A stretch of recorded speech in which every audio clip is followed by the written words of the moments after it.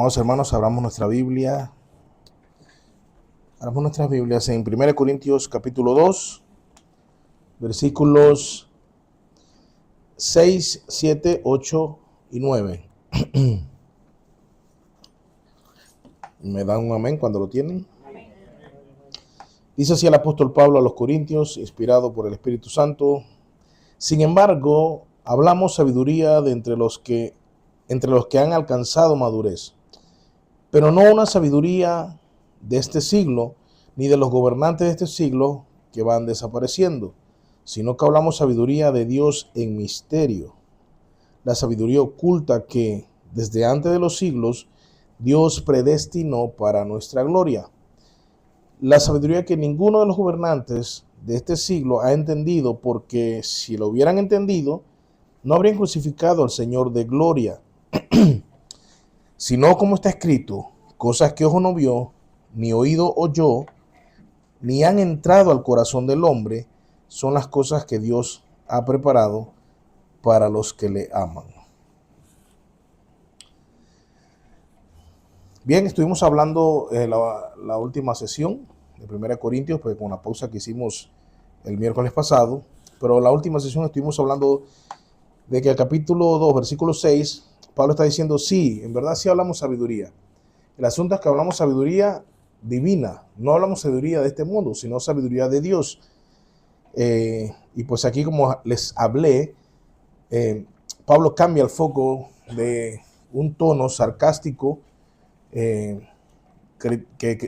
usando el lenguaje que usaba el mundo para criticar al cristiano, precisamente al evangelio, y cambia ese tono sarcástico a un tono ahora donde dice: bueno, vamos a hablar en serio, ahora sí vamos a hablar en serio. Pablo diría: vamos a hablar en serio. Sí, la verdad sí hablamos sabiduría, solo que no es la sabiduría que ustedes creen que es sabiduría, sino la sabiduría de Dios, que es la sabiduría que dice que hablan los que han alcanzado madurez. Y estuve hablando de que esta madurez no significa más rango espiritual, más años en la iglesia, más libros leídos.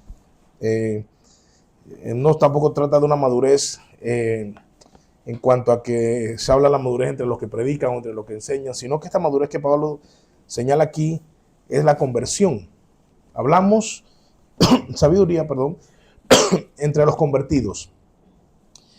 Pues traduciendo en una versión Iglesia Bíblica La Roca, diría Pablo: sí, la verdad sí hablamos sabiduría, la verdadera sabiduría, y esa la hablamos entre los convertidos, los que han conocido a Cristo por medio del evangelio. Podemos ver así que dice el pasaje, y no de este mundo, ni de los gobernantes de este siglo que van desapareciendo.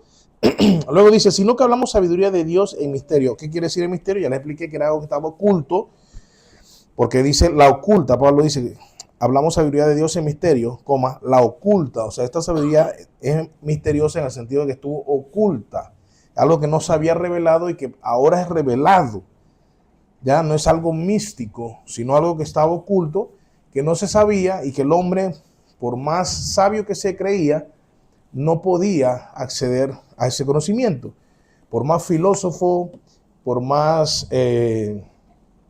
seguidor de Buda, seguidor de Zoroastro, en fin, de todas las creencias religiosas, ni del hinduismo, ni por más que conociera los Vedas, ¿verdad? Estos escritos del hinduismo, ni nada de esto, no podían entender el plan de salvación. Por eso hablamos sabiduría de Dios oculta, esa que estaba escondida. Estuvimos hablando de que podíamos traducirlo como sabiduría escondida.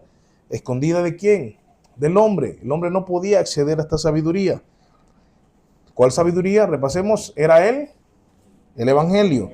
Es Cristo y este crucificado. Cristo viniendo a salvar al hombre pecador, a morir por sus pecados, a llevar su culpa, a pagar su condena y poder traernos entonces la libertad. Eso nadie lo pudo deducir. Indagaron, ni siquiera los propios judíos o los propios hebreos pudieron indagar y descubrirlo, sino que es cuando al Señor le plació mostrar por su Espíritu Santo la verdadera sabiduría por medio de Jesucristo y este crucificado. Luego el apóstol dice, ya hablamos también, estamos en el repaso, para que los que no vinieron pues se pongan al día.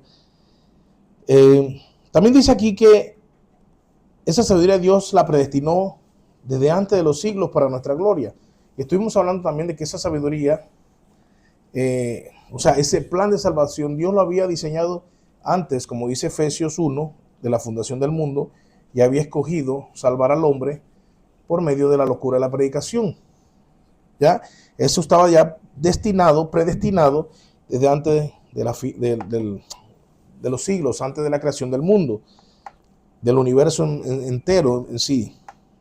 Y dice que lo hizo para que, lo hermoso aquí es para nuestra gloria.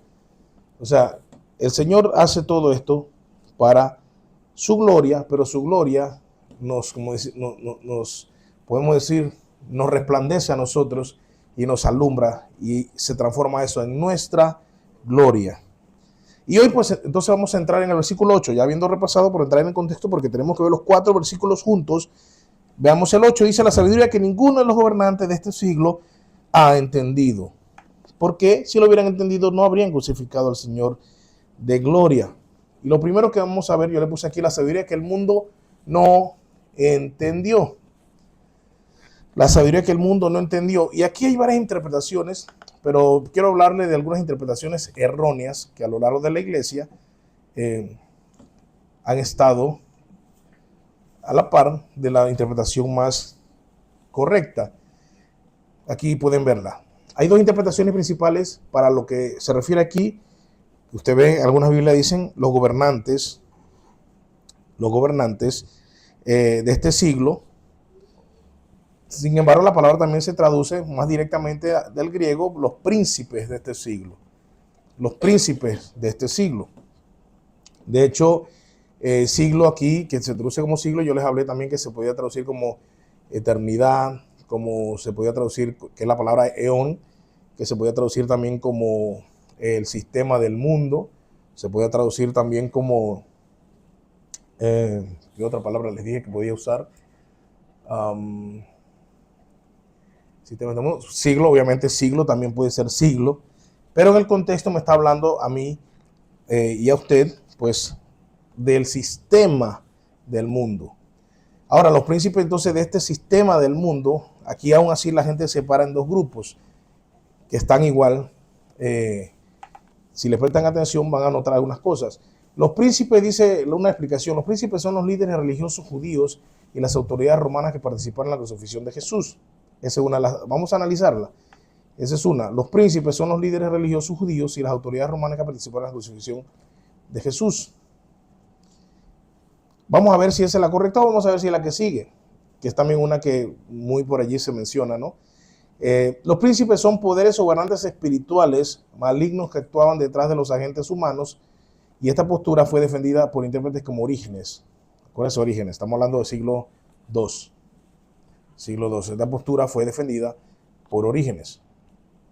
Los príncipes entonces son poderes o gobernantes espirituales malignos que actuaban detrás de los ángeles humanos, de los agentes, humanos. Pero mira lo que dice Charles Hodge. Charles Hodge dice así: la referencia apunta principalmente a los gobernantes de los judíos, quienes fueron los responsables de la crucifixión de Cristo y representantes de la clase dirigente a la que pertenecían. Y aquí miren, fue el mundo representado en sus gobernantes el que rechazó a Cristo. Fue el mundo representado en sus gobernantes que rechazó a Cristo.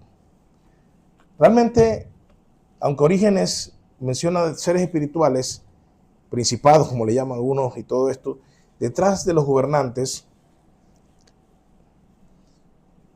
el problema aquí es que aquí está hablando de que esos gobernantes crucificaron a Jesucristo. Y no vamos a encontrar en ninguna parte de la Biblia un pasaje que diga que seres espirituales estuvieron detrás de la crucifixión. Más allá de él te herirá ya el calcañar y tú en la cabeza, que obviamente es la herida del diablo a Jesucristo en la cruz. Sin embargo, vemos que no es el diablo hiriendo a Jesús, sino que dice: pondré enemistad entre tu simiente y la simiente de ella. O sea, aquí se refiere a toda la generación malvada y perversa. No es a Satanás clavando a Jesucristo, sino a los sirvientes de Satanás clavando a Cristo. Ahora, aunque esto puede indicar que está detrás el diablo no recibe culpa de esto. Cuando Pedro se levanta en el sermón, ¿se acuerdan Hechos 2? Compruébelo conmigo, Hechos 2, rapidito.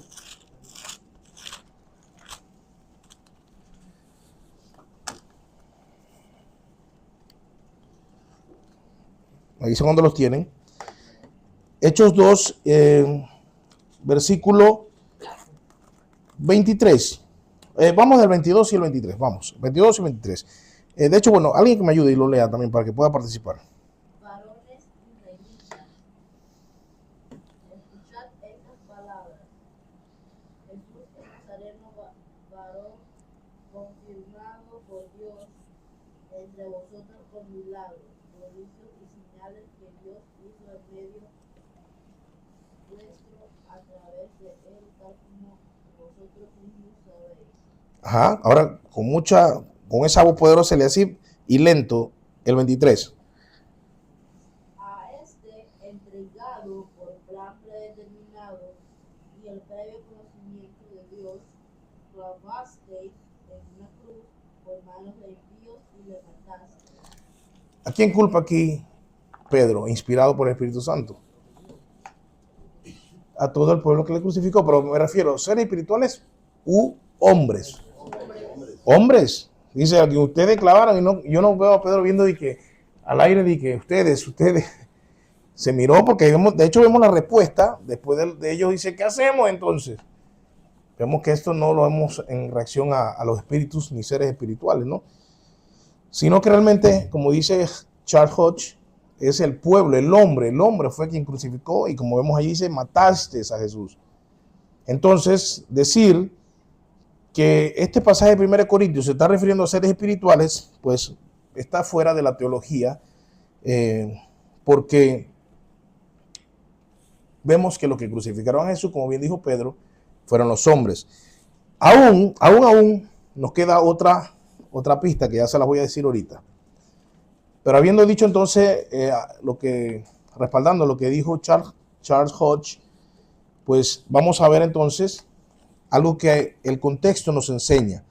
Tenemos la visión de la teología del Nuevo Testamento como culpa a los hombres, pero también tenemos dentro del mismo contexto inmediato la explicación, o mejor dicho, el argumento contra seres espirituales y cómo se refiere entonces, vamos a ver, a hombres.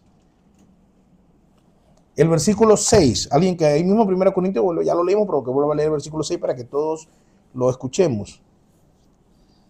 Sin embargo, hablamos sabiduría entre los que han alcanzado madurez, pero una sabiduría no de este siglo ni de los gobernantes de este siglo que van desapareciendo. Esa frase que van desapareciendo nos da una pista, porque sabemos nosotros que todavía están los demonios que están bajo prisión. ¿Se acuerdan que menciona Judas y que menciona Pedro? Que están esperando. O sea, ellos no han desaparecido. Ellos están todavía esperando. Esos espíritus malignos están esperando su juicio final. No han desaparecido. ¿Quiénes desaparecieron? Que ya no podemos verlos. Los seres humanos que estaban en esa época. Los gobernantes de aquella época. A eso ya desaparecieron. Por eso muchas versiones, se recuerden que cuando uno empieza a leer otras versiones, ahí vamos a ver que el texto empieza a tocarse porque ya viene la traducción a ser más una interpretación. Repito, todas las traducciones son interpretaciones porque no es el lenguaje original. Sin embargo, unas empiezan a ser más dinámicas. Y algunas dicen que van perdiendo su poder. Y ahí eso puede favorecer que son espíritus. Bueno, ya no tienen mucho poder. Pero la verdad es que ahí esa palabra desapareciendo tiene que ver más con perecer, con ser destruido, muerto, como dice mi hermano Eric, más que con debilitarse con el tiempo. Lo cual también nos podrían plantear una pregunta: ¿qué tanto va debilitándose los espíritus bajo presión a través de los siglos?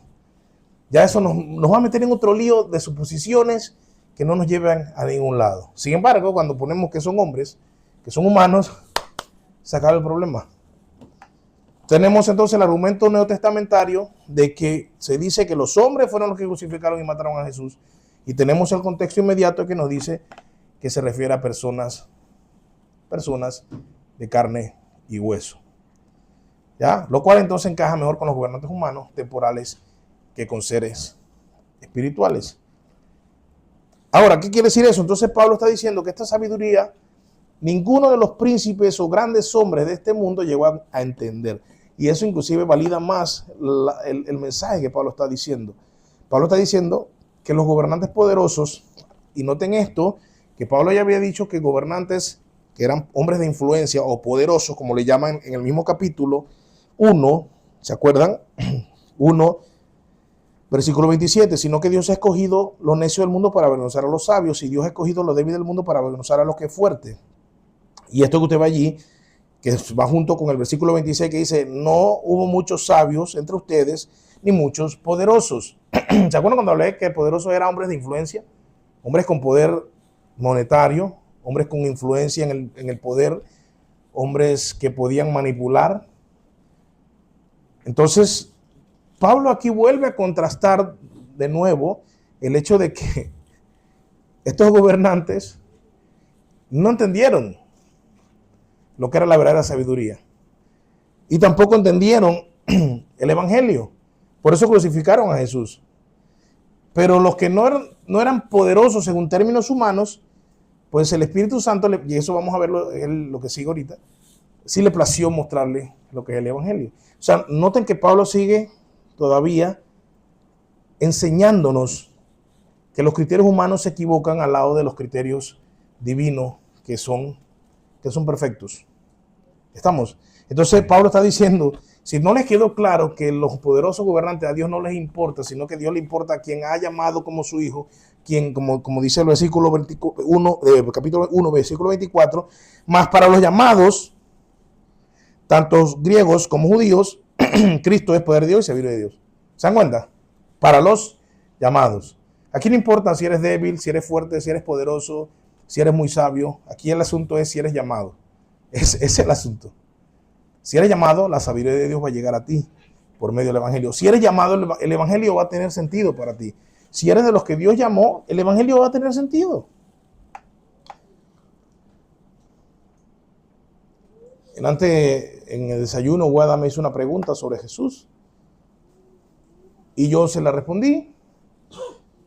Y él dice, ok.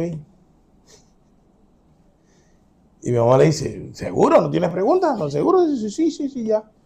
Y entonces alguien dice, oye, pero este hombre es inteligente. La agarró de una. Para los llamados, la sabiduría se le revela así. Pero tal vez haya algo más inteligente, un sigmalanda. Y diga, no, pero no me cuadra esto y no logra entender, por más que le explique.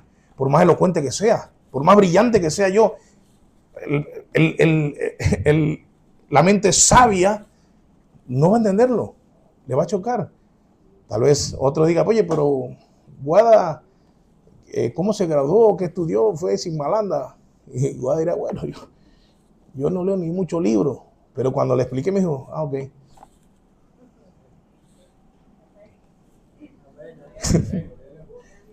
Y eso es el evangelio. No nos debe sorprender. Ese es el evangelio. Porque el evangelio, Dios en el evangelio no obra según nuestras mentes. Dios nos salva según nuestras mentes. Dios salva según su propósito, según su vocación hacia nosotros, a los llamados. Esos son los que para ellos, dice aquí el apóstol Pablo, que Cristo es sabiduría de Dios y poder de Dios. Ya yo les expliqué sabiduría de Dios porque lo entienden, se entiende el evangelio, y poder de Dios porque es la fortaleza para la vida diaria. En cambio, el brillante, que anda solo en busca de sabiduría, puede que se quede fuera del poder de Dios, no tenga el poder de Dios, nada más supuesta sabiduría, y por eso es que no permanece. Estamos, entonces, aquí hay algo tremendo, hermanos. Nuestra verdadera grandeza, por decirlo así, no viene de nosotros mismos, sino de en cuanto entendamos y apreciemos y valoremos y vivamos el evangelio. Esa es la verdadera sabiduría. Eso es lo que nos va a hacer sabios. Por eso tú ves un creyente por allí con un coeficiente bajo, pero tú ves a otro vivaracho y termina en la cárcel, y uno despierto y inteligente y termina en la cárcel, y tú dices, porque la sabiduría de Dios lo guardó hasta de caer preso. Porque él entendió que yo no debo hacer esto y no hacer lo otro. Ya, ¿por qué? Porque el Señor no me salvó para que yo ande así. El otro dice, no, yo puedo hacer esto y puedo amañar esto y tú vas a ir como me libro y ¡prá! Aquí está, con las manos atrás esposado. ¿Me entiendes? O sea, la sabiduría divina te libra hasta los problemas terrenales de las tentaciones que te llevan a problemas mucho mayores, de las frustraciones que llevan a suicidio. ¿Por qué se suicida una persona? No entiendo, no hay respuesta. Tú ves a un bruto en la iglesia y no se suicida nunca. Porque él sí entiende de dónde vienen los problemas. Él dice, no, todo este problema que pasa por el mundo caído. Listo, esa es la respuesta ya, listo, no hay más que pensar. El otro, pero ¿por qué? No es posible. Si yo fui un padre. Si Entonces uno dice, oye, ese tipo era brillante, era inteligente, pero el bruto está ahí vivo todavía.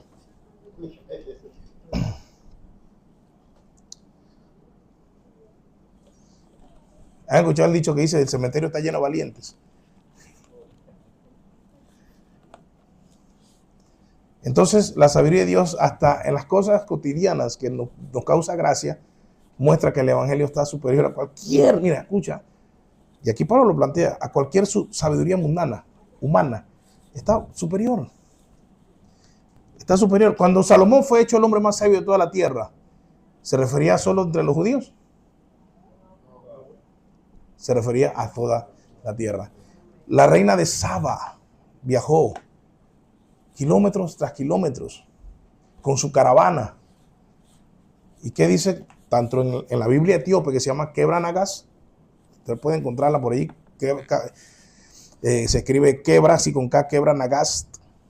Esa es la Biblia etíope. Tanto en la Biblia etíope como en nuestra Biblia, dicen que la reina de Saba, o Shaba, viajó.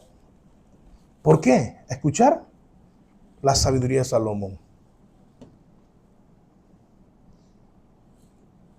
Y esa era la sabiduría más grande, la que Dios le dio a Salomón. Y viene Jesús y con el que dice, oye, usted no quiere escuchar el evangelio y aquí hay alguien más grande que Salomón. Usted ha medido el poder de las palabras de Jesús. Dice, la reina Saba viajó, era una mujer culta. Ustedes son una tanda de brutos según la ley, y porque estaban el reguero fariseo y si ustedes se creen eruditos. Pero ustedes no están entendiendo esto que se lo estoy explicando yo. Cuando la reina Saba fue donde Salomón viajó miles de kilómetros para escuchar a Salomón, y aquí hay uno más grande que Salomón, y ustedes no están aquí prestando atención. Ustedes no están escuchando. Y luego dice, la reina Saba se levantará el día del juicio y las acusará. Bueno, hermano, tú estás aquí. Tú eres más grande que todos esos eruditos. ¿Sabes por qué? Porque si tú sí has escuchado a Jesús. Eso es hermoso. Mírate, mírense.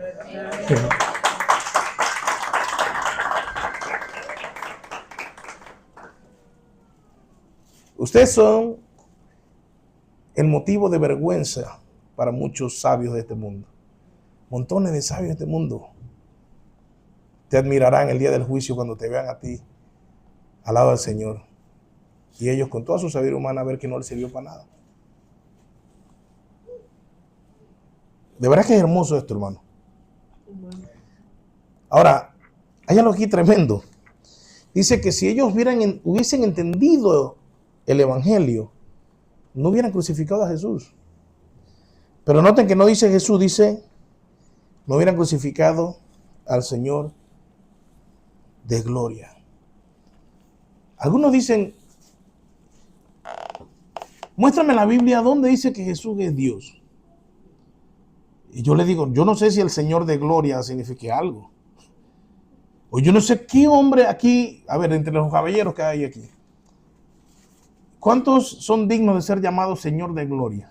¿Cuántos dejarían aquí que le digan Señor de gloria? Si yo digo, ¿alguien puede ostentar este título? ¿Alguien lo recibiría? Que le digan Señor de gloria. Señor de gloria va a dirigir el culto hoy. ¿Se acuerdan que ese título está en los Salmos? Abra sus puertas, ¿verdad? Que entre el Rey de Gloria. ¿Quién es el Rey de la Gloria? El Señor, el Rey de Gloria. Así dice el Señor de Gloria en la Septuaginta, y así se traduce en nuestra Biblia como Biblia de las Américas. El Señor de Gloria. El tetragramatón, como llaman, el Yahweh, Jehová, el Señor, usamos el Kyrios, el Señor de la Gloria. Está sencillito, hermano, ahí está. no hubieran crucificado al Señor de gloria. Y está usando un título divino para Jesús. Mira lo que dice. Sabi, cambié la foto por ti para que no. Tenía una. No importa que esté grabado, bueno, eso sí le va a interesar a los videos que ven este video, pero tenía una foto por Gusi y Sabi me dice, pastor, cambia esa foto, que me quedo viendo a Gusi en vez de ver el mensaje que dice Gusi. Sí, bueno, le busqué uno donde sea más rojo, así un poco más. La hermana no está como de que, pastor, cámbiala de nuevo. ¡Gózate! Mira, hermano, algunos estudiosos o estudiados consideran el Señor de gloria como el título más alto que Pablo le da a Jesús. Recuerden que en Filipenses Pablo dice, inspirado obviamente también creemos eso, que Dios le da el título más alto a Jesús después de su ascensión, después de su resurrección. Toda rodilla se doblará y reconocerá que Jesús es Señor. Ese Señor, o sea, Señor no es el Señor, buenos días Señor, no es Señor, es un título divino en el Nuevo Testamento y en el Antiguo Testamento. Por lo tanto, es muy cierto que Pablo le da el título más alto que se puede dar a Jesús. Ya Señor por sí mismo, Jesús es el Señor, ya es un título divino para Jesús. Ahora complementarlo con de gloria no nos da lugar a dudas, hermano. Continúa Gusi y dice, esta es ciertamente una prueba de que Pablo consideraba a Jesús como Dios, la segunda persona de la Trinidad, y es inconcebible que Pablo nos diría un título de un ser menor que eso. Así que ahí tiene una prueba más. De las muchas que hay, que yo no sé la gente por qué no las ve, pero esa es una de las pruebas tremendas del título divino de Jesús, lo que obviamente expresa su divinidad. ¿Ya? Es inconcebible que Pablo nos diría un título de un ser menor que eso. Bien, pasamos entonces al versículo 9, que dice que ellos, como termina el 8, si hubieran entendido no hubieran crucificado al Señor de gloria, sino como está escrito, o sea que hicieron lo contrario. ¿Qué fue lo que hicieron? Dice que no vieron, no oyeron, ni siquiera entraron a su corazón. En Isaías dice, ni siquiera han entrado a la memoria, ni han salido a la memoria. Dice que Dios ha preparado para los que le aman. No para los gobernantes de este siglo, sino para los que le aman. Dios ha preparado estas cosas para los que le aman. Y aquí voy a ponerme un poquito técnico. Un poquito nada más, no mucho, porque tampoco quiero que usted se enfoque tanto en tecnicismo. Sin embargo, tengo que pasar por explicarle eso, porque como dice allí, si no como está escrito, y en su Biblia tal vez aparezca como la mía en mayúscula, que eso se refiere a una cita del Antiguo Testamento, y usted busca su referencia y usted va a encontrar que la cita no dice eso. Así que por eso tengo que ponerme técnico. Un poquito, porque si usted dice, un día dice y le viene un ateíto, dice, pastor, bueno, a mí no le va a venir, muy rara vez me vienen a discutir con cosas de estas, pero usted van y dice, oye, mira tú como, ahí dice que búscame esa cita y no la vas a encontrar, te vas a volver loco y vas a decir, dudo de mi fe, renuncio. Entonces, por eso, por tu bien, tengo que poner un poquito técnico. Miren, Clemente de Roma, que fue uno de los primeros papas de la iglesia, o padres de la iglesia, que fue Clemente de Roma, el otro fue, se me olvidaron los nombres ya, los 6 primeros, se me olvidaron, ¿qué pasó con mi mente? Bueno, Clemente de Roma, uno de los primeros 3 padres de la iglesia, dice que él relacionó las palabras de 1 Corintios, esta que acabamos de leer, ojo que no vio, ni oído que oyó, lo relacionó con el texto griego de Isaías 64:4, la versión de la Septuaginta, en lo que ahí aparece el XX es Septuaginta, la Biblia de los 70, ¿se acuerdan, no? Lo que muestra que los primeros cristianos entendían la cita como derivada de Isaías. El problema está que si usted lee Isaías 64, acompáñeme rapidito, 4, y tal vez en su Biblia la tenga referencia, en la mía aparece abajo como referencia, Isaías 64:4. Y también Isaías 65:17, ¿verdad? Si usted va y lee Le leo lo que dice. Recuérdense que el pasaje que dice que está citando es cosas que ojo no vio, ni oído oyó, ni han entrado al corazón del hombre. Son las cosas que Dios ha preparado para los que le aman. Noten, son las cosas que Dios ha preparado para los que le aman. Hay cosas ocultas que Dios ha preparado para los que le aman. Sin embargo, mira lo que dice Isaías 64:4.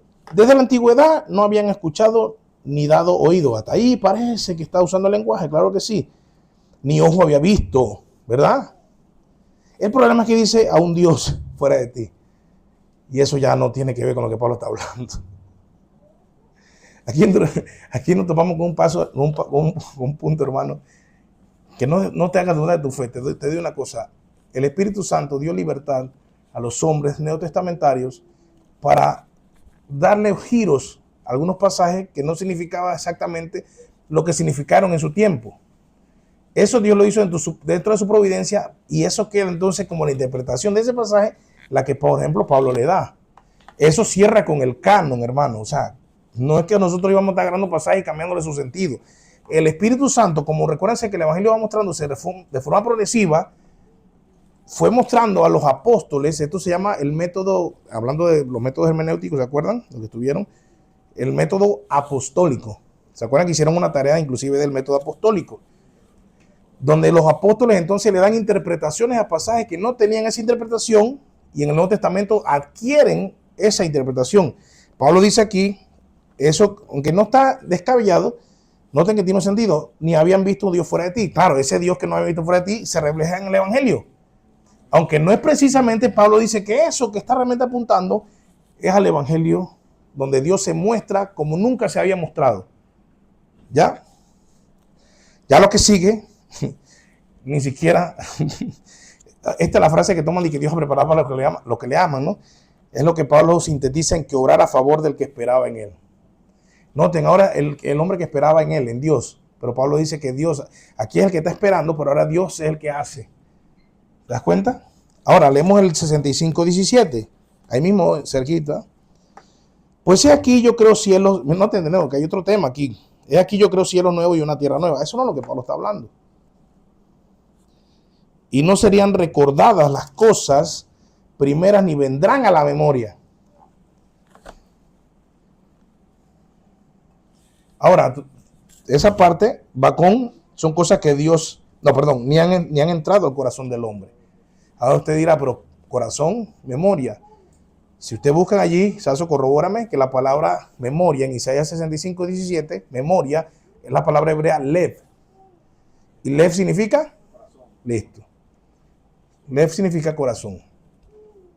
La palabra hebrea lev significa corazón, y dentro del corazón hay varios significados. Y memoria, pues también la Septuaginta lo interpreta de esa manera. Por eso Pablo lo cita pensando en la Septuaginta. ¿Entendieron un poquito? Aquí queda grabado, repásenlo después. En resumen, hay dos pasajes de Isaías que no están tratando lo que trata Pablo, pero Pablo ha unido dos pasajes y le ha cambiado el léxico para poder decir que el Evangelio es eso que estaba oculto y que no se le reveló a nadie, sino Dios, a quien ama Dios. Y esas cosas ojo no vieron, ojo no oyó, ni siquiera han salido del corazón ni de la memoria del hombre. Pero Dios las ha preparado para los que le aman, variando de ser los que esperan en él. ¿Estamos? Entonces, vamos ahora a explicaciones. Esa es la explicación sencilla. Ahora vamos a los grandes. De nuevo Guzik. Dice Guzik, dicho propiamente, claro, el problema está que dice, sino como está escrito. Eso nosotros, cristianos radicales, nos pone como, tiene que estar así, porque si no, no es palabra de Dios, porque tiene que estar escrito igualito. ¿Verdad? Diga que sí, yo tenía ese papel. Ahora como le estoy diciendo que no, ahora que no. Pero hasta hoy usted estaba diciendo, uy, rayos, es verdad. Dicho propiamente, dice Guzik, esta no es una cita estricta de las Escrituras. Pablo está parafraseando Isaías 64:4. Un paréntesis, en mi librito de hermenéutica que yo les entregué a los que, yo creo que, bueno, no sé si yo se lo tiene. Yo entregué un librito de hermenéutica, ¿se acuerdan? Hace rato. Bueno, en ese libro de hermenéutica hay unas partes que yo hablo de la inerrancia y la escritura. Y yo dije, ahí está escrito, y no lo dije yo, eso lo dijo Douglas Moo y no me acuerdo del otro que tiene ese de que la lectura eficaz de la Biblia, y también lo dice el otro que es pentecostal, que es Wayne Grudem. También lo dice Wayne Grudem, que la inerrancia es a pesar de variantes textuales. Dios es inerrante aun cuando no se cite palabra por palabra. Entonces eso es lo mismo que está diciendo Guzik. Está parafraseando, pero entonces ya no es palabra de Dios. Sí, sigue siendo palabra de Dios, porque la inerrancia y el que sea palabra de Dios es a pesar de que se pueda parafrasear en los escritores bíblicos, no en nosotros. Para recordarnos que la sabiduría y el plan de Dios están más allá de lo que podemos descubrir por nuestra cuenta. Que eso es lo que Pablo quiere mostrar con esta frase, disculpen la redundancia, parafraseada, para que entendamos entonces dónde se cumple la escritura. Pero no es literal que está la cita. De hecho, pues yo le añadiría aquí a Guzik, que es tomando, como bien dijeron, como dijo nuestra hermana Mimi, del 64.4 y del 65.17. Uniendo esas dos cosas y parafraseando va a salir la cita de Pablo. Aún así me gusta mucho lo que dice Hodge. Mira lo que dice Hodge. Como está escrito no quiere decir que no es como está escrito. Dice, como está escrito, esa frase, como está escrito, no es, en este caso, la forma de la cita, sino el equivalente al decirlo. Usar el lenguaje de la escritura. O sea, que Pablo, es como que si Pablo dijera, usando el lenguaje de la escritura, cosa que ojo no vio ni oído oyó. ¿Se entiende? O sea, como está escrito, es como si Pablo dijera, es usando el lenguaje de la escritura. ¿Qué quiere decir esto de usar el lenguaje de la escritura? Como lo que encierra la escritura en general en su enseñanza, él va a aplicarlo a este pasaje. Lo que también es muy permitido. ¿Se acuerdan cuando dice que se le llamará Nazaret? ¿Se acuerdan? Que yo cuando expliqué eso en Mateo, también les dije que no hay ningún lugar donde está esa profecía. Entonces tú dices, porque iba a ser despreciado y por eso entonces iba a ser relacionado con ese pueblo que era menospreciadísimo. Entonces usted se busca la cita o la profecía y dice Mateo como está escrito. Entonces tú quedas loco, ¿cómo está escrito si eso no está escrito en ningún lado? ¿Se acuerdan? Algunos se podrán acordar. Dudo que todo, pero bueno, algunos creo que sí se pueden acordar. Y eso entonces significaba que no es una cita profética literal, sino como toda la escritura iba a mostrar el menosprecio del Mesías. Y todo ese censo escritural es lo que entonces Mateo cita y dice, como está, para que se cumpla la profecía, tal. Entonces no es literal de un profeta, sino del consenso de todos los profetas en cuanto al menosprecio del Mesías. Ya algunos se acordan, bueno, pueden buscar los apuntes. Gordon Fee, tremendo lo que dice Gordon Fee también. Dice Gordon Fee, lo más probable es que la cita sea una amalgama de textos del Antiguo Testamento. Esto concuerda con lo que dice Hodge. Dice, de textos del Antiguo Testamento que ya habían sido enlazados. Y aquí es donde nos viene esta opinión de nuevo a caer. La de Clemente de Roma, que él asoció que era esa cita. Y los cristianos ya en ese entonces, estamos hablando de primero y principio del segundo siglo, ya decían que eso era parte de la escritura. Por eso sí, Gordon Fee dice, textos que ya habían sido enlazados, conectados y citados juntos, dice, y habían sido objeto de reflexión en el judaísmo apocalíptico que Pablo conocía, ya fuera directa o indirectamente. Ahí hay tres explicaciones que realmente nos resuelven el problema sin ningún lío. O sea, tenemos la resolución allí. ¿Cuál les recomiendo yo? Yo me voy por la de Gordon Fee. Que es una amalgama de textos que Pablo conocía, que ya se citaban y que obviamente pues Pablo cita porque todos lo conocen. Y por eso Pablo dice, como está escrito, sin tener que explicar nada. No tiene que decir, bueno, estoy tomando parte de Isaías, otra parte de Isaías. También recuérdense que Pablo no puede decir, como dice Isaías 64, porque eso no estaba. Era todo un rollo. Por eso también ellos pueden decir, como está escrito.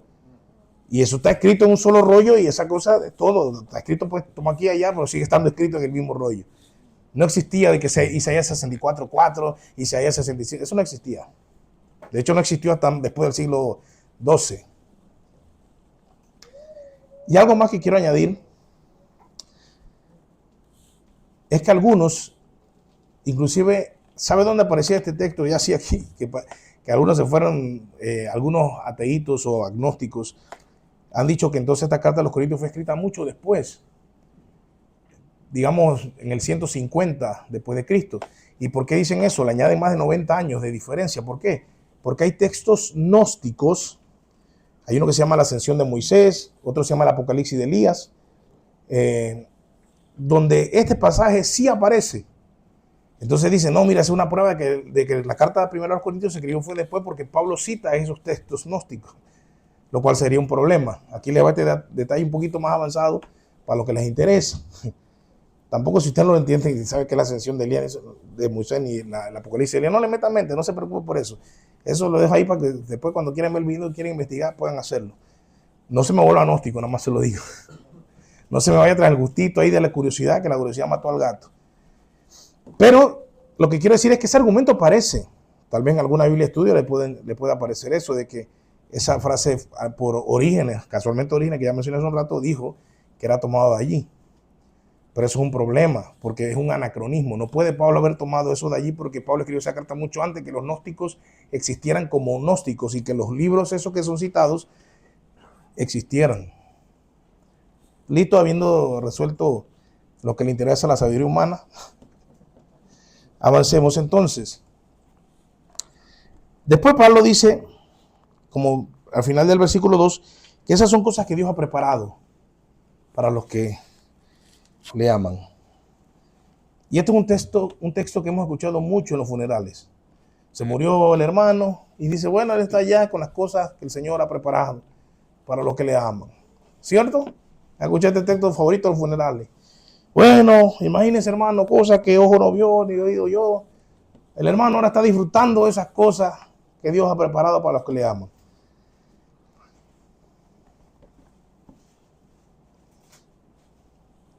Aquí yo les escribí, nunca se le ocurrió a la mente humana que Dios obra de esta forma. Eso es lo que está diciendo, que hace cosas tan maravillosas para los que le aman. Para los que le aman. Eso no se le ocurrió a nadie. Aquí les puse, la mayoría de la gente erradamente toma estas palabras para referirse a las cosas que nos esperan en el cielo. Sin embargo, Pablo lo emplea de lo que es ahora revelado y manifestado, no de misterios aún desconocidos. Repasemos de nuevo lo que dice. Miren lo que dice de nuevo. Leamos. Miren lo que dice. Vamos a leer de nuevo el 8 y el 9. Miren. La sabiduría que ninguno de los gobernantes de este siglo ha entendido. Eso está. Ha entendido. ¿Verdad? Eso está hablando de aquel entonces. No dice que entenderá, sino que no ha entendido. Luego dice, porque si la hubieran entendido, ¿dónde se quedó eso?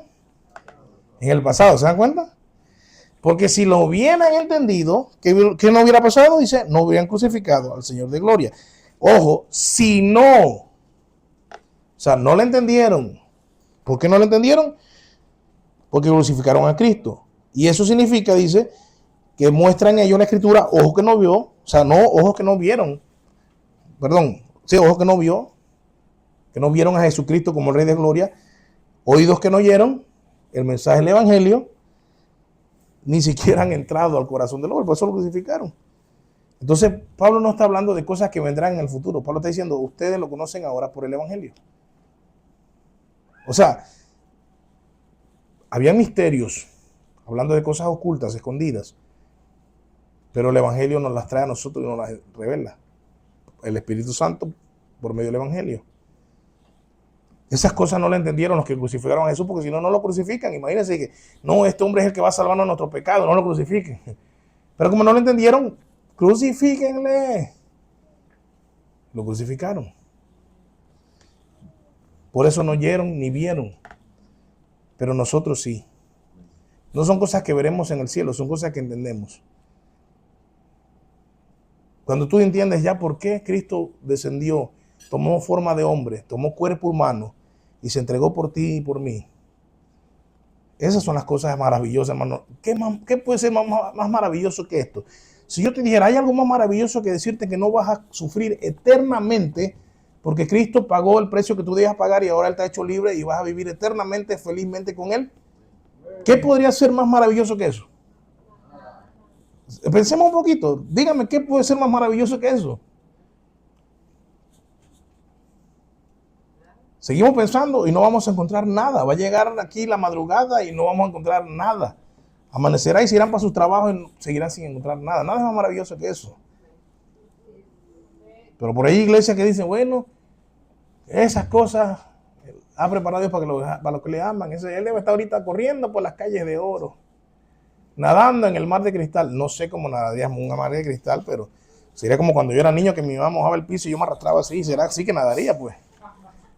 Pero déjame mejor aquí en el mar de la tierra. Porque yo no quiero ir al cielo, estar aquí zurrándome en el mar de cristal, hermano. Algunos sí quieren, a algunos les gustó eso. Bueno, depende de la infancia que tuvo, pero yo quiero tirar mi chapuzón, hermano. Imagínense calle de oro. O sea, el oro no es fuerte como usted cree. El oro es bien maleable. Por eso tienen que poner 18 quilates, porque eso van combinándolo para que pueda ser más fuerte. Porque si esta sortija de felizmente casado, si fuera de oro, yo aprieto y la doblo.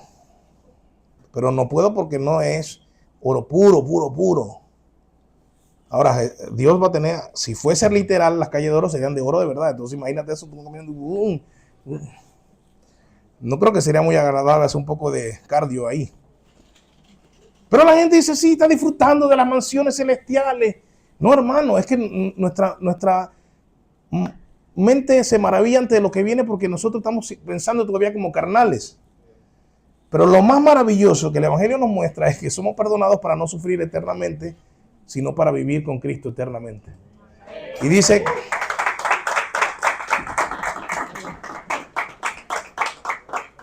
y allí no habrá llanto, ni tristeza, ni dolor.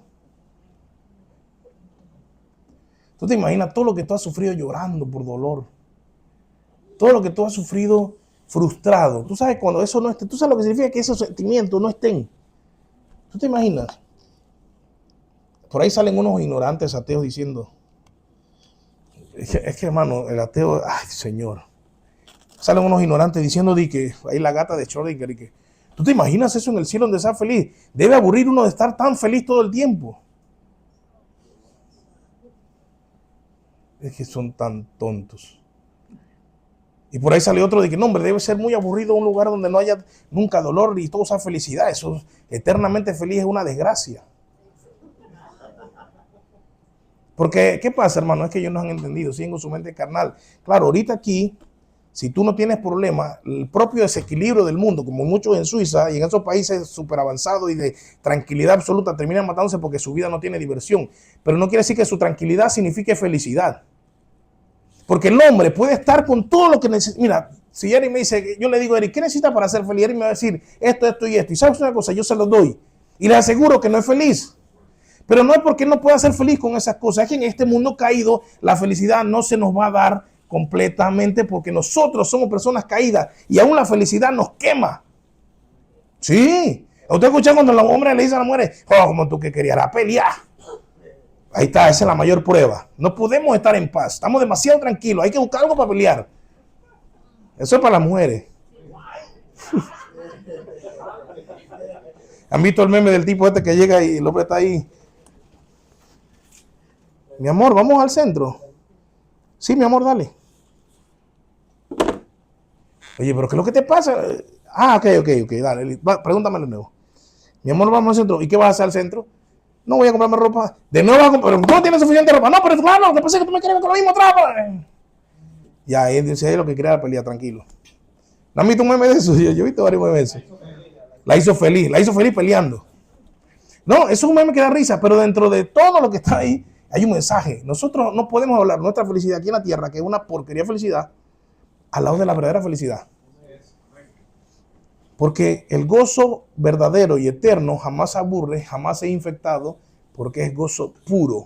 Es un gozo puro que nosotros ni siquiera podemos compararlo con el miserable gozo que sentimos en nuestra porquería vida aquí en la tierra en un par de segundos. ¿Me entiendes? O sea, comparar eso muestra tu propia ignorancia de lo que es la perfección, que es lo que vamos a experimentar en la eternidad. O sea, estos ateitos que yo no sé, la verdad son unos tipos, yo no sé. Pero ellos no entienden que no puedes comparar lo mismo. Ni los filósofos llegaron a tanto. Ni los filósofos llegaron a tanto porque los filósofos sí decían que inclusive en la tierra se puede tener una felicidad plena. Y ellos no eran cristianos.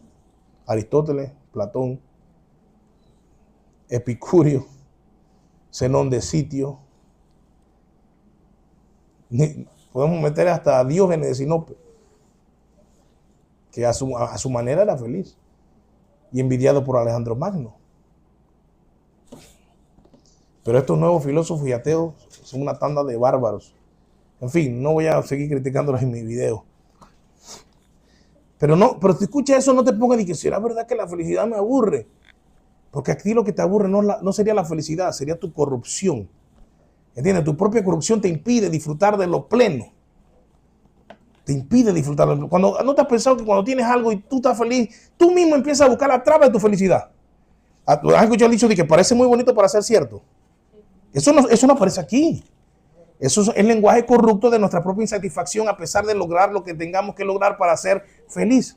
No sé si me están entendiendo, hermano. Esto es filosofía. Ya me fui. Sin embargo, es real lo que le estoy diciendo. Pensar la satisfacción eterna con el Señor en términos terrenales, humanos y corruptos es podríamos llamar hasta un anacronismo, porque no se trata de la misma felicidad. No se trata de la misma paz. En la tierra no hay paz. Dice John MacArthur en su libro Un camino a la felicidad. Dice, en la tierra no hay paz, hay treguas. No hay paz. El hombre no entiende lo que es paz verdadera. Le llama paz a las treguas. Estamos en paz. Pero el mismo lenguaje, estamos en paz, significa que realmente es una tregua, no paz. Analízalo. Te puedo decir ahorita, no, ahorita Estados Unidos y Rusia están en paz, ¿verdad? Usamos ese lenguaje, ¿verdad? Pero eso no es paz. Si usted busca qué es paz de verdad, no es paz. Y más cuando se firman acuerdos. ¿Qué acabo de decir? ¿Se firman? La paz no requiere acuerdos. ¿Entienden? Acuerdo de paz. Comer un arroz de frijoles no es comer frijoles, ¿cierto? Es comer un derivado. Un arroz de frijoles, arroz con frijoles. Pero si a una persona le gustan los frijoles y no le gusta el arroz, no te voy a decir, esto es lo mismo, ¿verdad? Porque está diciendo, yo quiero frijoles, el arroz no me gusta. Acuerdo de paz. Estamos entendiendo. Entonces, por favor, cuando veas esos videos en TikTok, en Facebook, lo que sea que use, por favor, que no te agarre y te embelezca ahí con sus tonterías, porque ni siquiera entienden lo que estamos. Recuérdate, ojos que no vieron, por eso ellos no entienden lo que hablan. Pero Cristo sí te ha revelado a ti por el Espíritu Santo que la felicidad plena es una felicidad que buscamos con nuestro Señor y que solo se encuentra en Él. Y que cuando la tengamos, Jesús ha estado en la eternidad disfrutando de la gloria con el Padre y no se ha aburrido. Él no bajó a la tierra a divertirse y que esto está muy feliz, vamos a bajarnos a buscar desmadre acá en la tierra. Blum, encarnó y empezó a discutir con los fariseos. Y los fariseos, ¿por qué vienes acá? Y dice, estaba aburrido en el cielo, quiero problemas, vamos a ver qué peleamos. ¿Me está entendiendo? Estoy liberando tu mente, espero en Dios, de toda esa locura que por ahí andan los detractores diciendo. Mira lo que dice, antes hablaba mi hermano Evaristo conmigo, ya Evaristo ya habla y que hablan claro. Yo dije, wow, Dan claro. Antes venías con Rudy de Gracia y esto, y ahora Dan claro.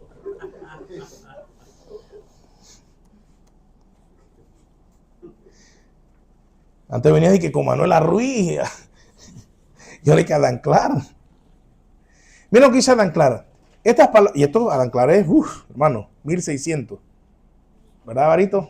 De erudito rabínico, dice, el hombre estaba emocionado con Dan Clara. Qué bueno, qué bueno. Estas palabras han sido aplicadas al estado de gloria en un mundo futuro, pero ciertamente pertenecen al estado presente. Y expresa simplemente la asombrosa luz, vida y libertad que comunica el Evangelio a aquellos que creen en el Señor Jesucristo en la forma que el Evangelio mismo lo requiere. Esas son las cosas que Dios ha preparado para los que le aman. ¿Se dan cuenta? Esas cosas que Dios ha preparado para los que le aman es el estado presente que se viven, que se descubren, que se asimilan, y es esa luz, vida y libertad que comunica el Evangelio. La luz que su Espíritu Santo te permite, con la que el Espíritu Santo te permite ver a Cristo y amarle Señor. La vida de la que te habla Efesios 2, hemos sido resucitados de muerte a vida, y la libertad que comunica el Evangelio cuando dice, al que el Hijo libertare será verdaderamente libre. Y se encuentra ese mensaje en el Evangelio. ¿Para quiénes? Para aquellos que creen. Para aquellos que creen en el Señor Jesucristo. Tremendas palabras de Adán Clara. Ha mostrado de verdad que sí. Vamos a las aplicaciones y terminamos, hermanos. Hay 3 aplicaciones que, aunque son pocas, créanme que son bien amplias en su vivir, en aplicarlo. Uno, primero, ¿te has detenido tú, ahora que estamos viendo este pasaje, a analizar esto? ¿Te has puesto a agradecer que Dios te reveló en Cristo lo que jamás habrías descubierto por ti mismo? O sea, ojo, tú no hubieses llegado a conocer a Cristo ni el Evangelio si no se te revela. Tú puedes haber indagado, puedes haber buscado en almanaque, enciclopedia. Yo no he escuchado cuánta gente dice, yo he leído la Biblia 40 veces y yo no creo en Dios. Porque por más que la leyeron 40 veces, el Espíritu Santo no obró. No obró la luz esa que leímos ahorita, no, porque dijo Adán Clar, la luz del Evangelio. Ahora, esto, ¿cómo es buena noticia para nosotros? Ahorita, por ejemplo, ahorita cuando vamos a orar, digo, wow, Dios mío, gracias. Gracias porque puedes orarlo de esta manera. Señor, gracias porque si hubiese dependido de mí, no te hubiese conocido. Si hubiese dependido de mí, no te hubiese conocido. Pero tú viniste en busca de mí. Y te plació alumbrarme y mostrarme el Evangelio y a Jesucristo. Y ahora yo estoy aquí. Y ahora yo entiendo cosas que ojos no entendí, con ojos no vieron, oídos que no oyeron ni entendieron, que ni siquiera se imaginaron y que yo tampoco lo imaginaba, pero ahora lo veo. Ahora lo escucho. Ahora está en mi corazón, está en mi mente y ahora tengo a Cristo. ¿Ustedes se han detenido a orar de esa manera, a decirle a Dios gracias por eso? Gracias porque me has mostrado algo que jamás hubiese llegado por mí mismo, sino tú mismo abriéndome los ojos. Otra cosa, ya les hablé de esta la vez pasada. Nunca trates el Evangelio como algo básico o aburrido. Dígame si es realmente algo básico o aburrido el Evangelio cuando gente importante, inteligente, intelectual, brillante, no lo logra ver. Recuérdense lo que siempre yo le he dicho cuando veo a Piñero hablando. Piñero es un hombre, es más estudiado que yo de aquí a la luna. Es un erudito. Fue por muchos años, por décadas, profesor en la Universidad Complutense de Madrid, una prestigiosa universidad. Pero cuando agarra un texto y se vuelve un guacho en 1 Corintios 15 con Cefas y Pedro, y queda loco con eso, que no entiende y queda ahí pataleando, y lo explica de una manera tan absurda, yo me echo a reír. Y usted me ve en la casa y me echo a reír. Y tal vez usted diga, pastor, ¿por qué se ríe? Yo digo, no entiende algo tan básico que tú lo agarras, lo lees y dices, yo sé lo que dice ahí. Eso no es para vanagloriarse uno, es para decir, wow, yo lo vi, lo entendí y este erudito no lo entiende. No depende de su erudición, hermano. ¿Está entendiendo? Eso es hermoso, hermano. No depende de su erudición, no depende de la Complutense, depende de a quien Dios quiso mostrarle. Y a ti y a mí nos ha mostrado. Entonces, no es básico, no es sencillo, no es aburrido. Es algo tremendo. ¿Por qué te digo esto? Porque cuando vas a hablar el evangelio, no hables con pena como si fueras manso ignorante que va a hablarle a alguien. A veces nosotros mismos creemos que el evangelio es como de brutos. Y cuando vamos a hablarle a alguien, que bueno, sí, yo voy a una iglesia, tú sabes, yo creo que, bueno, eso no, no, tal vez esto no te interese nunca a ti, porque yo, olvídalo. Nunca ha pasado aquí, ¿verdad? Nunca ha pasado aquí, hermano. Santo, el silencio. Sí pasa. Sí pasa. Y mucho. Pero esta enseñanza de hoy y la de la semana antepasada, que fue cuando di la otra parte, el Señor te muestra que esto no es una cosa absurda ni aburrida, sino que esto es poder de Dios, hermano. Esto es sabiduría de Dios. Es más, esto debe llevarte a compartir el evangelio y diciendo, te estoy haciendo una prueba de tu verdadera inteligencia. Vete que tú le digas a un doctor, doctor, voy a probar qué tan inteligente es usted. Cristo murió por ti. ¿Qué es lo que estás hablando? ¿Qué locura? Ah, ya. Gracias, doctor. Usted sabe, usted está condenado en sus delitos y pecados, pero Cristo murió por usted. Si a usted le interesa saber más, hable conmigo luego. O sea, ¿ves la presentación? Ya no soy un bobo, porque a veces tú mismo crees que estás aquí porque eres un bobo. O tal vez tú me estás viendo pensando también lo mismo. Yo soy bobo, yo estoy ahí porque realmente yo en la iglesia encontré la respuesta a mis problemas, pues ahí donde me consuela el pastor hablando su esperanza eterna, y yo estoy frustrado y bueno, lo escucho y digo, ay bueno, algún día pasará algo.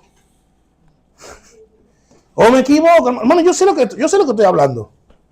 Y no lo digo por ustedes, lo digo por todas las iglesias que yo he pisado, es la misma cantaleta siempre. Pocos de cristianos que son cristianos porque no hay nada mejor para ellos. Pero no porque hay convicción de lo que ellos tienen en sus manos y en su mente y en su corazón. Esto es algo poderoso, hermanos.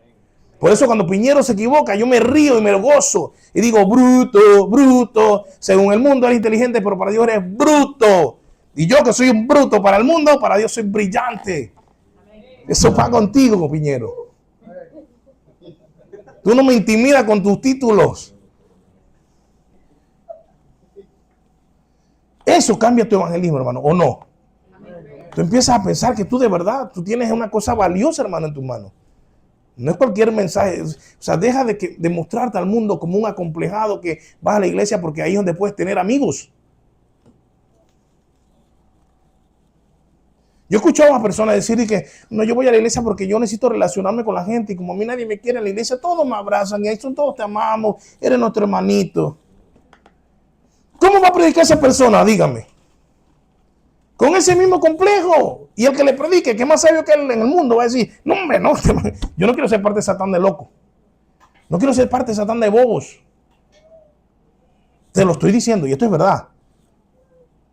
Métele un poquito de mente. Véate, escupí ya. Ya estoy como los pastores. ¡Ay! Te escupen toda la cara.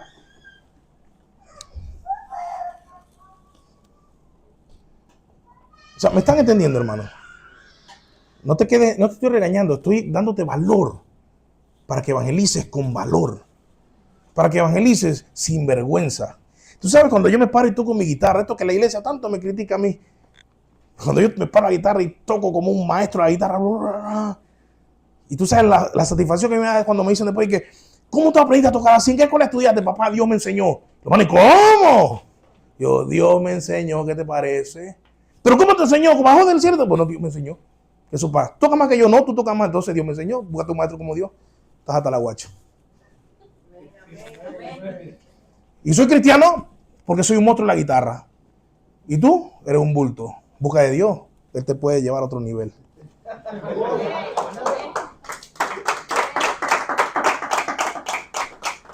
Ojo, para que me está viendo y no me conoce, se está vanagloriando el pastor. Ey, cállate, ya está viéndonos por aquí, ven acá a la iglesia de verdad para que me conozca. Yo lo que estoy diciendo es que cuando tú eres excelente, pero si tú eres excelente en lo que tú haces y predicas el evangelio y tienes autoridad como persona del mundo altruista, un ciudadano de bien que aporta a la comunidad, tu evangelio va respaldado, el evangelio de Dios va respaldado con una presencia de una persona que reconoce quién es en Cristo. Pero hermano, si tú vienes aquí, yo quiero tener 1.000.000 de amigos y así más fuerte poder cantar. Eso no va a funcionar. Por eso no evangelizas. Por eso no evangelizas. Y cuidado, hay otro que viene ahí y dice, no, yo voy a la roca porque ahí dan comida. Yo me ahorro mi cena y los miércoles yo llego y son ahí. ¿Tú sabes cuánto yo me ahorro? Unos 5 palitos. Me lo hubiera gastado en Bielka, pero me ahorro 5 palitos. Pues si esa es tu mentalidad, tú no vas a poder evangelizar con poder porque tú no estás enfocado en lo que es. Ay, los domingos hago lo mismo, gente. Yo 2 golpes a la semana me ahorro, los domingos y los miércoles.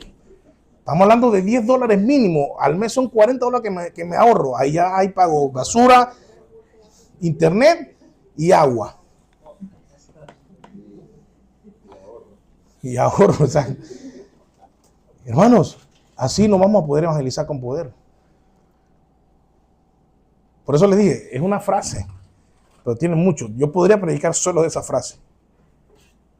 Pero yo quiero que tú entiendas que lo que yo quiero es el empoderarte, pero el verdadero empoderamiento, que el empoderamiento es llenura del espíritu y convicción a predicar al mundo el mensaje de la cruz. Ese es el empoderamiento. Y recibiréis poder para que saltes en la iglesia como un trompo, para que vayas y seáis testigos en Jerusalén, Samaria, Judea, Jerusalén, Samaria, hasta los confines de la tierra. No tendrás poder para que estés así dando un arrebato de loco, pero eso no necesita poder, necesita ser estúpido. Disculpen la palabra y lo siento. Pero el poder que recibimos para ir a predicar y ganarnos a las almas en nombre de Cristo del mundo. Pero para allá entonces, mira, hermanos que son danzarines en la iglesia son la locura, pero cuando van al mundo, no, hermano, ahí es donde tienes que tener poder. De ese poder es que fuiste provisto. Lo otro es carne. Carne, y te digo que es carne. Porque si de verdad es poder de Dios, hermano, tú sales de aquí encendido, vas a buen día, grato que están comiendo, y acá les voy a predicar lo que esto te va a dar hambre mañana, pero yo les voy a compartir una palabra que les va a quitar el hambre para siempre. ¡Wow! ¡Wow! ¡Este hombre! ¿Qué pasó ya en el domingo que fueron a repartir las comidas? ¿Qué querían la gente? Nada más comida terrenal. A mí me impactó eso que le dijeron a Jan y a quién. ¿Con quién andabas tú? Con Ángel. ¿Y con quién más? Con Jonathan. Los 3 fueron a repartirle comida y salieron a la tanda de gente con necesidad. Y me imagino la escena, subiéndose al carro. ¡Ey, ey, ey, ey, ey! ¡Predícanos!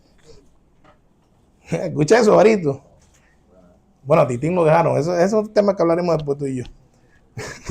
Dejaron a Titín, lo negriaron. O él se negrió, no sé, la historia ahí la vemos luego, pero me gustó eso. A mí me impactó eso y dije, ¡wow! ¡Qué locura! Porque no me hagan solo comida, háblame. Dice que le dijeron, no, pero ahí está el versículo escrito, ve, míralo allí. Explícamelo. No, pero léelo allí. Y le hice la pregunta Slender, y lo hicieron. No sé si me mintieron, me dijeron sí. Ay, ¿sabes que me hubieran dicho que no? Aquí estuviera yo todavía dándole correa aquí. A los 3 ahí, ¿ves? Ahí sí te hubiese salvado Evaristo Junior. Porque eso es lo que es. Eso es lo que es. Y más, la próxima vez que venga eso me diga, mi pastor le manda felicitaciones a ustedes porque nos dijeron eso. Porque esa es la viva prueba. Esa gente en necesidad no solamente quiere llenar su barriga, sino quieren sentir que hay esperanza. Que hay esperanza. No solamente de su estómago, sino de su alma. Ellos están esperando que un día que esto acabe y ya el sufrimiento termine, ellos tener algo a que aferrarse más allá de esta vida. Pero tú en tu cobardía y en tu falta de valorar el evangelio, estás dejando tu labor a un lado y no estás llevando esperanza a los que la necesitan. Eso es lo que quiero lograr con este mensaje en tu vida, hermano. Y termino ya porque si no me inspiro demasiado y me voy con esto solamente. Deja de buscar sabiduría en el mundo. Parece mentira que a veces muchos cristianos se dan ya por lo que ven en TikTok de mundano más que por la palabra de Dios. A veces no, que una señora que tiene experiencia y la Biblia no me importa, es la experiencia que tiene la señora. No, que un señor ella me aconsejó y él tiene muchos hijos. Hermano, deja de buscar sabiduría en el mundo porque Dios dice aquí en esta carta que estamos estudiando, ya lo pasamos, que avergonzaría la sabiduría del mundo. Ojo, no es que a Dios le da igual, ¿entiendes? Dice, avergonzaré la sabiduría de los sabios. Eso no es cualquier cosa. Y yo, aquella vez, yo le dije, deja de confiar en una sabiduría que Dios ha destinado que va a ser avergonzada. Qué ridículos somos si nuestra esperanza está en sabiduría que Dios ha... O sea, ponte a ver el grado de locura que tenemos, que Dios ha dicho que esa sabiduría del mundo, Dios la va a avergonzar, y la ha estado avergonzando toda la historia, y tú sigas aferrándote a lo que Dios se empeña en avergonzar. ¿Qué clase de servidores del Señor somos nosotros, hermano? ¿Tú me estás entendiendo? O sea, tú te aferras a lo que Dios destinó a ser avergonzado. En vez de aferrarte a lo único que Él dijo, cielo y tierra pasará, más mi palabra no pasará jamás. Repito, deja de buscar sabiduría en el mundo y aprende a valorar el Evangelio como la verdadera sabiduría de Dios. Amado Padre, te damos gracias por tu palabra. Te damos gracias porque de verdad, Señor, nos confrontas con la hermosa verdad de tu Evangelio. Señor, te pido que de verdad esto confronte nuestras convicciones, que las afirme, que fortalezca nuestra fe y que nos ayude a empoderarnos como tú nos has mandado, a de verdad ser testigos, a evangelizar, a compartir tu palabra a otras personas. Y que no lo hagamos con menosprecio, sino que lo hagamos entendiendo el gran tesoro que tenemos en manos de barro. Tú has depositado, como dices en las cartas paulinas, ese gran tesoro del Evangelio en vasos de barros imperfectos que somos nosotros. Sin embargo, la imperfección es nuestra. El mensaje es tesoro puro. Ayúdanos a valorarlo, ayúdanos a entender que nosotros no estamos aquí porque no tenemos amigos, que no estamos aquí porque buscamos un beneficio relacional o un beneficio basado en inseguridades, en complejos, sino que estamos aquí porque reconocemos que tú eres la verdad y la sabiduría más elevada que existe en todo el universo y que nosotros la hemos creído porque tu Espíritu Santo ha tocado nuestros corazones y los ha hecho de carne después que eran de piedra, y nos ha revelado esta gran verdad de Cristo crucificado a favor nuestro.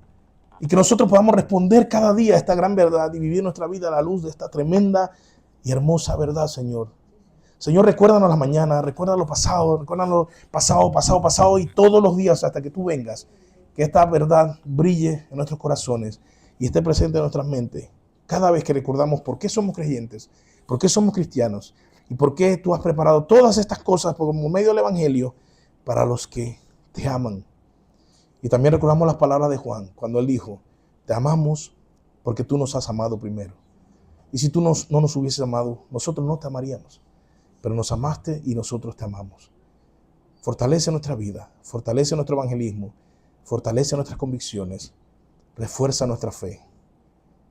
Y que podamos vivir como siervos para tu gloria y ministros de la palabra que transforma. Tu palabra, amado Padre, en el nombre bendito de Jesús. Amén.